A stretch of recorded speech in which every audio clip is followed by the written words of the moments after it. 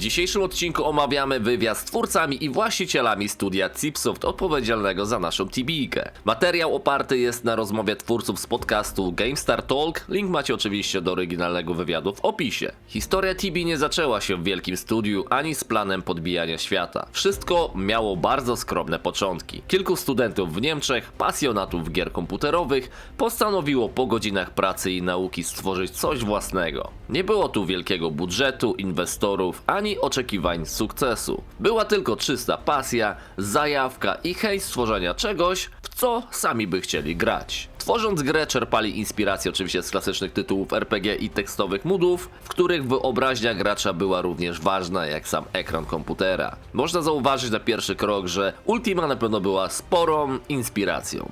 Każda linia kodu powstawała z ciekawości, z chęci eksperymentowania i z potrzeby tworzenia miejsca, w którym gracze mogliby przeżywać prawdziwe przygody na własnych zasadach. Najważniejszą ideą była prostota w przekazie, lecz nie w zawartości. Stworzyć grę, w którą sami twórcy chcieliby grać, pełną wyzwań, ryzyka i emocji. Chcieli, aby każdy powrót do tego świata był satysfakcjonujący, aby każdy sukces i każda porażka niosły prawdziwe znaczenie. I tak powoli w małym pokoju przy lampce biurkowej i kubku kawy rodził się świat, który z czasem miał stać się legendą. Świat, który żył własnym życiem i przyciągnął coraz więcej graczy. Tak samo zafascynowanych magią wirtualnych przygód, jak jego twórcy. Co po latach można powiedzieć, że im się udało perfekcyjnie. Choć wiadomo, mimo wielu zmian nie mogli stać oni w miejscu na około Tibi 8.0, więc wszystko jest zrozumiałe, że szli oni z duchem czasu. Czy twórcy Tibi mogli przypuszczać, że ich mały hobbystyczny projekt odniesie tak ogromny sukces? Absolutnie nie. Gra rozwijała się powoli, niemal niezauważalnie. Przekazywana z gracza na gracza, rosnąc organicznie dzięki poczcie pantoflowej i zaangażowaniu pierwszych entuzjastów. To właśnie społeczność nadała grze prawdziwe życie.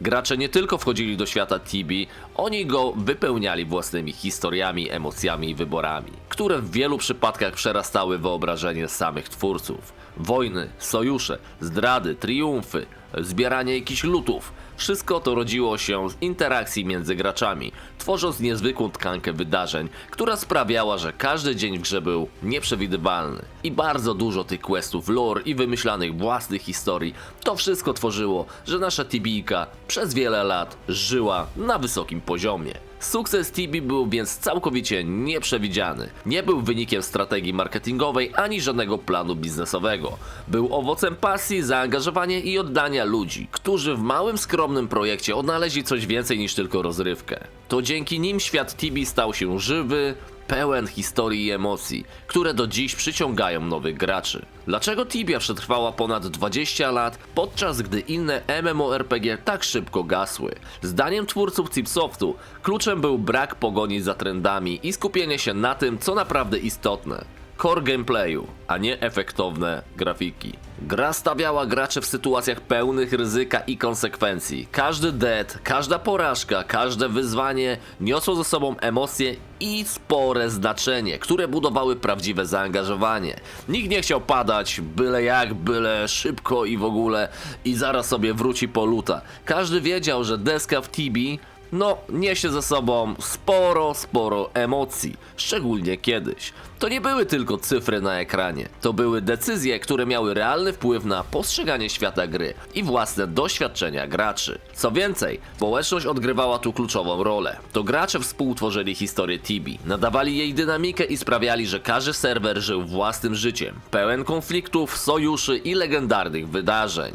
Oczywiście nie wszystko pozostawało niezmienne. Od kilku lat można zauważyć, że pojawia się pewna pogoń za trendami, co rodzi pytanie o kierunku rozwoju gry. A wy, moi drodzy, co wy o tym sądzicie? Nie ma co ukrywać, na pewno muszą iść z duchem czasu, ale o tym troszkę później. Grafika w Tibi nigdy nie była priorytetem. Dla twórców najważniejsza była mechanika, napięcie i relacje między graczami. Prosta, funkcjonalna oprawa wizualna była wystarczająca. Dzięki niej gra była dostępna dla każdego i działała nawet na słabszym sprzęcie. Dlatego każdy, kto miał kompa i internet dawno temu, mógł sobie pograć w Tibie, nawet jeżeli miał mniej FPS-ów, a na przykład takiego WoWa czy CS-a nie był w stanie odpalić. Ale nie oznacza to, że jej twórcy zaniedbywali oczywiście stronę wizualną.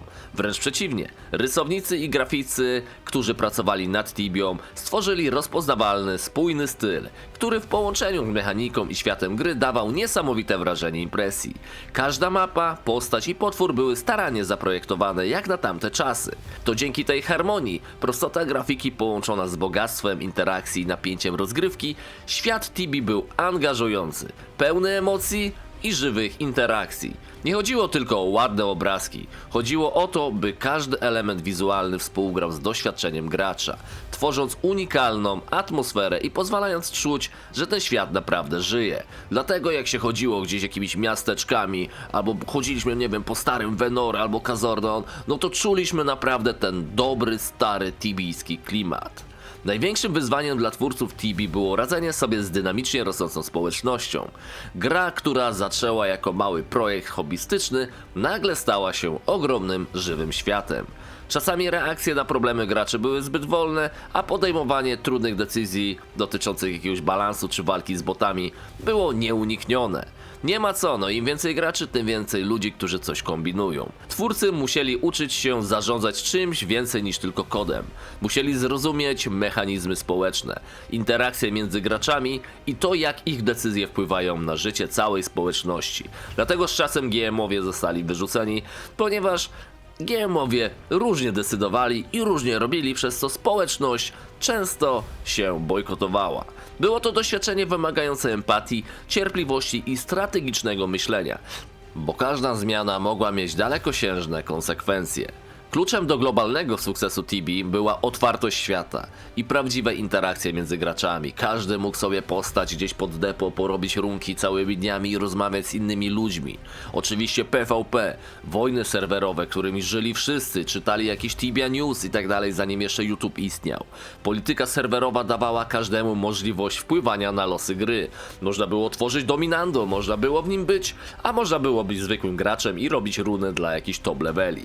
Gracze tworzyli własne historie, małe jakieś zwycięstwa, wielkie dramaty i sojusze, które z czasem stawały się legendami. Nie jeden z was zapewne biegał, będąc protected by jakiś ziomeczek, któremu na przykład płacił. Cała gra dawała poczucie prawdziwego, żyjącego świata, w którym każdy wybór miał znaczenie, moi drodzy, a każda akcja niosła konsekwencje. Dlatego trzeba było uważać, czy jeżeli zabierzesz komuś tego lootbaga albo coś w tym stylu, to czy zaraz nie zostaniesz na dziąsło. To dzięki temu Tibia była i pozostaje tak wyjątkowa. Tibia nigdy nie została uproszczona, bo trudność była integralną częścią jej gry. Twórcy świadomie nie chcieli tworzyć gry dla wszystkich. Nie chodziło im o łatwy sukces, ani masową popularność w krótkim czasie. Oczywiście to ich słowa, bo ja osobiście uważam, że ułatwili tę grę sporo. Gra miała być wymagająca, bezlitosna i pełna ryzyka, tak aby każdy sukces był prawdziwym osiągnięciem, a każda porażka niosła emocje i lekcje. I tutaj możemy się też na chwilę właśnie zatrzymać, ponieważ no tak było, nie? Kiedyś wszystkie te dedy, wszystkie te deski, no naprawdę były lekcją i były emocjami bardzo mocnymi. Możecie dać znać też, co wy o tym sądzicie, czy ta Tibia jest trudna. Ja uważam, że jest trudna na swój sposób, ponieważ wiadomo, nauka nowych mechanik i tak dalej. Natomiast wydaje mi się, że kiedyś była trudniejsza, bo miała właśnie mniej tych mechanik, no i mniej możliwości, a więcej bugów, nie? Ale to jest wiadomo, temat rzeka, każdy ma swoje zdanie. Przechodząc dalej, moi drodzy, dziś twórcy Tibi patrzą na swoją grę jak na coś więcej niż zwykły tytuł komputerowy. Postrzegają ją jako wieloletni eksperyment społeczny, który pozwolił zrozumieć, jak tworzy się żywy świat online i jak społeczność kształtuje jego historię, bo nie ukrywajmy, no bez nas, no Tibia by nie była Tibią. Są dumni, że po ponad 20 latach Tibia wciąż żyje, a gracze pozostają oddani, tworząc kolejne legendy i historie, które nadają grze niepowtarzalny charakter. No i ja też się cieszę, bo dzięki temu mogę sobie poopowiadać różne historie specjalnie dla was. Czy Tibia mogłaby powstać dziś? To było pytanie, które zostało zadane prawie pod koniec wywiadu. Odpowiedź była, taka jak myślałem. Raczej nie w tej samej formie. Współczesny rynek gier wygląda zupełnie inaczej. Pełen jest dużych produkcji, szybkich trendów i presji na natychmiastowy sukces. Jednak filozofia, która przyświeca twórcom od początku, nadal działa. Skupiają się oni bardziej na mechanice, jakichś konsekwencjach i społeczności. Jest to moim zdaniem i ich zdaniem oczywiście uniwersalna recepta. Co dalej? Twórcy pracują nad nowym projektem Persist Online. Wyciągnęli z doświadczeń Tibi najważniejsze wnioski, a w nowej grze nadal kładą nacisk na żywy świat, aktywną społeczność i jakąś tam rozgrywkę, w której decyzje graczy mają realny wpływ na historię i losy świata. Persist Online ma kontynuować filozofię, która od lat przyciąga graczy do Tibi, jednocześnie wprowadzając świeże pomysły i nowe możliwości eksploracji oraz interakcji. Ja nigdy w tą grę nie grałem, natomiast nie wiem, może spróbuję. Może ktoś z was grał? Dajcie znać, moi drodzy, bo jestem bardzo ciekaw, czy ktoś z was kuma w ogóle tą gierkę. Wiadomo, na razie może im jako to nie idzie, ale w przyszłości kto wie. Podsumowując, moi drodzy, Tibia to nie tylko gra, to świat pełen historii, ryzyka, emocji, społeczności, którą tworzą własne legendy. To ponad 20 lat doświadczenia w MMO, pokazujących, że pasja, konsekwencja, zaangażowanie mogą stworzyć coś więcej niż zwykłą rozgrywkę, żywy, dynamiczny świat, który wciąż przyciąga graczy z całego świata i tym nas, moi drodzy. Moim zdaniem na koniec Tibia z biegiem lat zmieniła się strasznie, ale nikt już nie ma tyle czasu, żeby siedzieć po 20 godzin przed komputerem, więc gra musiała też przyspieszyć, jak wszystko wokół nas, moi drodzy.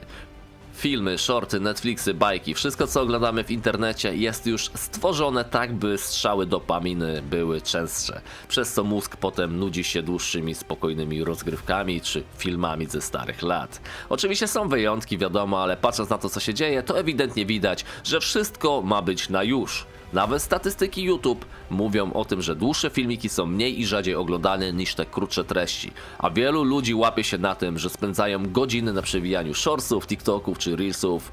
No wiecie, o co mi chodzi, nie wnoszących nic do życia. Tak więc nie ma nic dziwnego w tym, że Tibia też przyspieszyła, dając co chwilę nam jakieś nowe nagrody, czy to jakieś zwykłe achievementy za byle co, czy szybki skok leveli, skilli. Na początku oczywiście. Natomiast później, wiadomo, jest już trudniej, jednak z tego co widziałem, to i tak w parę godzin można zrobić spokojnie level, więc i tak nie jest źle. Na koniec chciałbym, moi drodzy, życzyć wam szczęśliwego nowego roku, dlatego ten odcinek też jest dzisiaj, a nie kiedy indziej. Żebyśmy spokojnie i zdrowo szli dalej przez swoje życie, nie? Pozdrawiam serdecznie, moi drodzy, wszystkiego dobrego, jeżeli filmik wam się podobał, prośba o zostawienie lajka, wiadomo, klasycznie. No tam wywiadzik macie tam po niemiecku i tak dalej, macie link w opisie, nie? Pełen, ja na podstawie tego wywiadu po prostu stworzyłem wam filmik i mam nadzieję, że się podobał. Tak na koniec, moi drodzy, jeżeli ktoś jednak chce sobie pograć na starej Tibijce, no to serdecznie zapraszam na treasura.online Tibia 8.0, a tutaj macie krótki teaser. Pozdro! Zima na Treasurze nie przyszła sama, tym razem przyniosła coś więcej niż śnieg. Retrobary są, klasyka wróciła, tak jak wszyscy tego chcieliśmy. Tuż na północy za moim operatorem pękł lód, odsłaniając wyspę, której nikt nigdy nie powinien znaleźć. Zanim Inku otworzy swoje bramy 14 grudnia, najpierw musicie wybudować most. Ta konstrukcja, moi drodzy, zajmie Wam trochę czasu, a to, co czeka po drugiej stronie, nie będzie czekać wiecznie. Nowe ekspowiska, nowe zagrożenia i tajemnica, którą lód trzymał przez wieki.